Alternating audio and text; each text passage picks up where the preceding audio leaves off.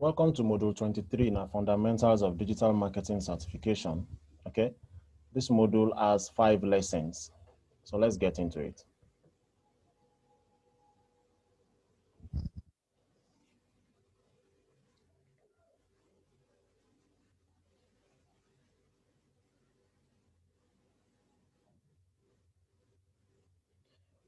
Okay, lesson 1, using data to understand audiences.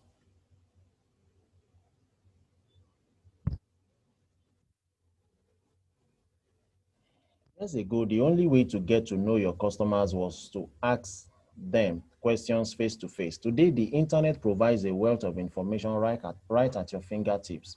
In this lesson, we'll explore how online data can be utilized to develop your business as well as how to combine online and offline data to maximize results. Collecting and analyzing data should be a key part of your business strategy and should regularly factor into your overall approach. The better you understand your customers and business, the more targeted and efficient your marketing efforts can be.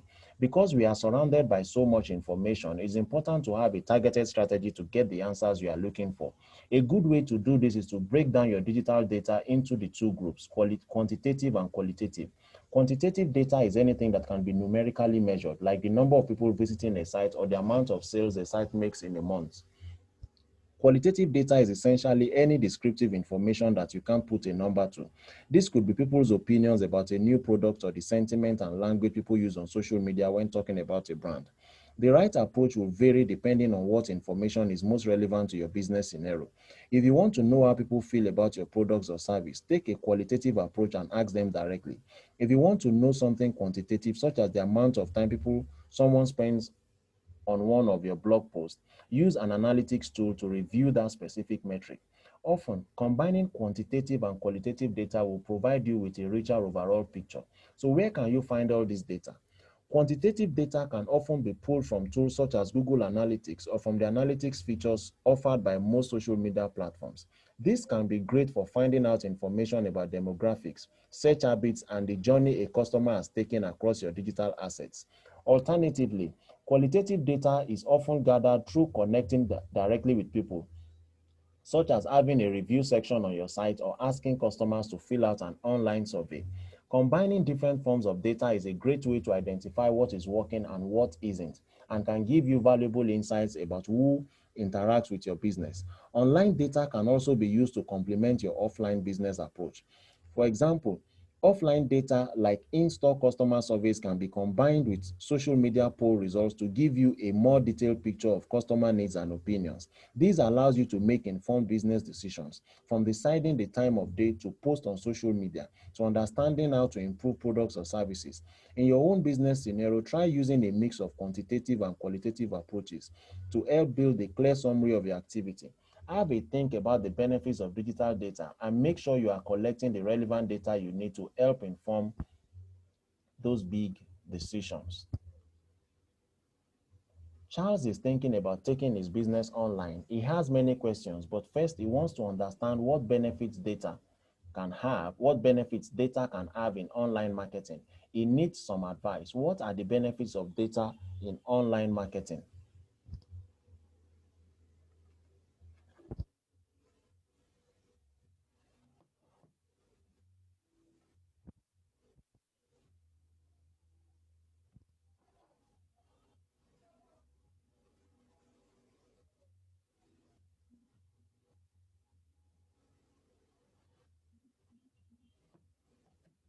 Lesson 2, understanding the data cycle.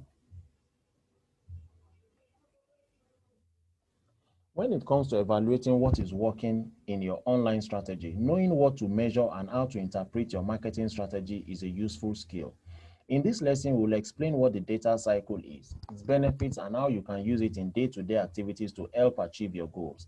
The data cycle is a popular way to help you make the most of the information collected from various online marketing activities. Use it to help you prepare, action, and inform your business decisions online.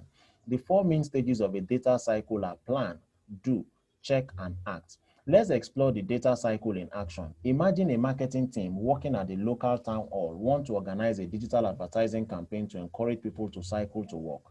In the plan stage, the team would identify their goal for this campaign and outline how they plan to promote it. They decide their goal is to see a 25% reduction in commuter traffic over the next 3 months using search advertising and social media marketing. Next up is the do stage of the cycle. This is when the team designs the ads and launches the campaign. A few weeks after the campaign has ended, the team measures how many people clicked on the ads and assess whether the campaign had an impact on the number of people cycling to work. They noticed that while the search ads drove a substantial amount of new traffic to the site, very few people saw or engaged with the social media campaign. This insight highlights that the town hall social media campaign should be reassessed and optimized for improvement. This is the check stage of the data cycle. Finally, the act stage reveals where a business can use their findings to improve future campaigns. In this case, the marketing team could decide to vary the social platforms used, review the content they are publishing, or post at different times of the day and see if these changes help improve engagement. Now that we have discussed the data cycle, let's look at some tips to help you get the best results from the data you collect. Don't get overwhelmed trying to collect as much data as possible. Focus your efforts on the data sets that are most relevant to your goals and work to capture the right information at the right time. Review the information you gather at periodic intervals. This will help you stay aware of any data anomalies that may appear during the year, such as spikes or drops in sales due to seasonal dates like national holidays. Utilize online tools to help you gather the data you need and draw out the relevant insights. Tools such as Google Analytics, Adobe Analytics, and Web Trends can provide data on website visits, including pages visited, time spent on site, and whether users have completed a target action, like completing a contact form. Finally, if you have access to historical data or data of past trends, use it and learn from past experiences. When it comes to your business scenario, think about how you can apply data to inform your decisions. How could the data cycle support you in optimizing future marketing campaigns? So let's check our knowledge for lesson 2.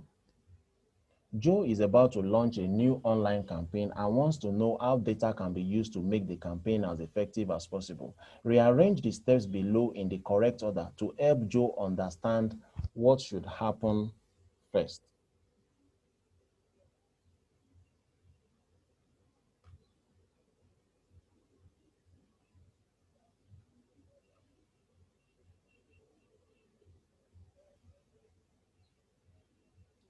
Okay, we move to the next lesson.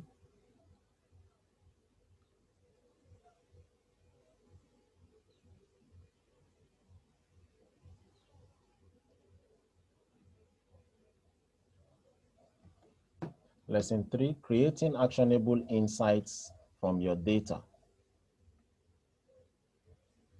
Website analytics can offer a wealth of information about who is visiting your website and where they came from. But while collecting data is important, knowing what to do with this information is what truly adds value to a business. In this lesson, we will explain what actionable insights are, how to identify them, and how you can use metrics to turn your data into a story that can help improve your business. So how do we define an insight? To put it simply, it is analyzing why something has happened. Insights are critical to determine actions and help you focus on what is important to your business goals. An actionable insight takes this analysis one step further and determines what to do next, so that you can successfully improve and refine what you are doing. To uncover your own actionable insights, try following these 6 steps. Define your goal. Clearly outline what your campaign aims to achieve. Collect the data. Gather and organize any statistics or information relevant to your goal. Interpret the data. Analyze trends. Interpret the data. Analyze trends and any deviations from those trends to see how this has affected meeting your goals. Develop recommendations. Provide justified suggestions on how to improve business practices based on what you have learned from your data. Analysis. Take action. Put your recommendations into practice and create an action plan to test your assumptions, and finally review your outcomes. Evaluate whether your actions have had the desired impact and make note of how you can further optimize to improve results. Let's look at an online example that explores how data can lead to actionable insights. Susie is part of a team responsible for planning a charity fund run, and this year our goal is to get 250 people to register. As our goal is to increase attendance, the data she collects from our analytics software could include how many people completed the sign-up form, which online channel they use to register, and how many people shared posts on social media. Analytics reveal that social media channels are the main source of signups. So next, Susie wants to determine which social media posts were most effective at driving registrations. When interpreting the data, the trend emerges that registered runners who shares the charity social media posts on their personal accounts generated the highest number of new registrations. By looking at this insight, Susie can conclude that registered runners become powerful ambassadors and are able to spread the word of the race quickly and efficiently, encouraging more signups. So to turn this into an actionable data, Susie now needs to combine the data gathered with an action that can put her research to good use. For example, she could design a series of social media posts that provide easy instructions on how registered runners can promote the fun run across their own social network. Let's look at a case study from a real business that use actionable insights to help them reach their goals. Now that we have explored how to draw actionable insights from data, think about how you can use your online data to help make a decision you are currently facing. What would you like to learn from the information you have available? And how can an actionable insight help bring you closer to your goals? Lee is currently trying to promote a free ebook download on his site. He has spent time creating compelling emails and posting updates on his social media accounts.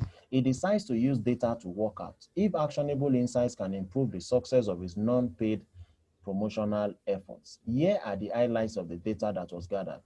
75% of all ebook downloads came via his social media posts, 15% coming from his email newsletter, and 10% via organic search traffic. Most ebook downloads occurred between 5 p.m. and 7 p.m. Facebook accounted for 65% of social media ebook downloads. LinkedIn made up another 25%, while other social media platforms delivered a total of 10%. Using this information, what actionable insights could Lee come up with to improve the success of his promotional efforts going forward?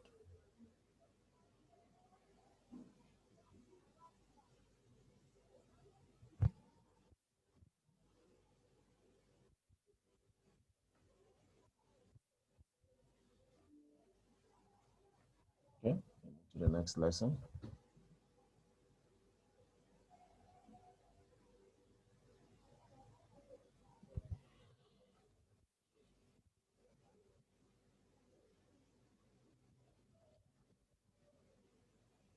Dealing with data related to your business can feel a little overwhelming when there's so much of it. Spreadsheets allows you to break this data down into useful information and can save you a lot of time in the process. During this lesson, we will cover the benefits of using spreadsheets, introduce basic functions, and explain these functions can be used to help you manage specific data. So let's start with the basics. What is a spreadsheet? It is defined as an interactive software application designed to help organize, analyze, and store data. Put simply, spreadsheets create a grid of data using a principle of rows and columns. Once numbers are added into the spreadsheet, you can use automated tools and functions to analyze the information and find the answers you are looking for. Spreadsheet software like Microsoft Excel, Google Sheets, and Apple Numbers are incredibly useful when dealing with large amounts of data, such as financial budgets, project plans, and databases. For example, if you were in charge of collating census information for a town, you could use a spreadsheet to keep track of addresses, names, dates of birth, and how long residents have lived in the town. You could then apply a filter to work out how many people are under the age of 4, which would be valuable information to consider when planning school capacity. Here are some key features that make spreadsheets beneficial. Information can be presented in different ways. For example, you could produce a graph highlighting the population of the town based on gender, or a table showing the different age groups that attend local sporting clubs. Filter tools allow you to quickly organize your data into a specific order, whether that can be alphabetically or by date. Not everything in a spreadsheet is just a plain number. Percentages, currencies, dates, and duration are just some of the common formats you can use depending on your data. Functions can be used to instantly recalculate values based on a change. Applied to the census example, you could create a formula that would automatically work out the average age of the town at any point in time. There are many functions and formulas built into spreadsheets, with many of the basic ones available in all popular spreadsheet software. Let's take a look at some functions that would help you to organize and make sense of the census data. The function sum allows you to calculate the total of two or more spreadsheet cells. This is handy if you wanted to know the total number of people in the town. average returns the average of the number selected. It could be used to work out the average age of the town's population. The count function counts how many times a certain value occurs. For example, the number of people who have lived in the town for 3 years or less. This might give you a good indication of the amount of people moving to the town. Now that you have explored how spreadsheets can help you manage and analyze your data, spend some time considering how you could utilize them in your business scenario. Explore which functions can save you time and which spreadsheet features can put your data and insights into good use. Check your knowledge for lesson 4. Casey has been using spreadsheets to keep track of how her email campaigns have been performing. She has created 3 different graphs using all of the data at her disposal. Which graph best shows that the open rate of her emails has decreased over time?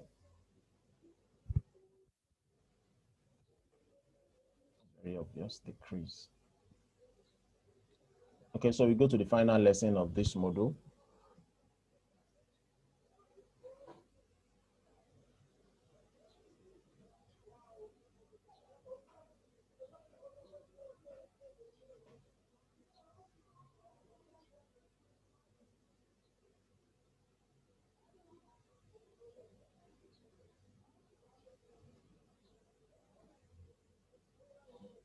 Okay, presenting data effectively.